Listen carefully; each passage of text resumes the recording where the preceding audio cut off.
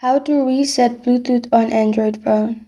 Hi everyone, I'm here to assist you today. Without any delay, let's jump right in. First, open settings on your device. You'll find this kind of screen pop up.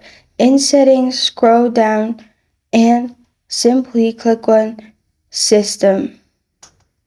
After you've clicked on System, you'll find this kind of screen pop up. Click on Reset Options.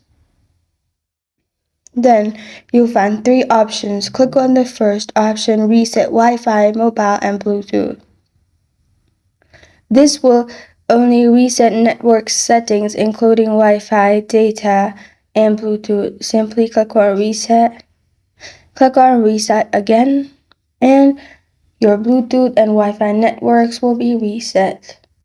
This is how to reset Bluetooth on Android phone. Thank you for joining me today. If this video helps you out, please leave a like and subscribe for more. Got a question or want to suggest a topic? Comment below. Thank you for watching.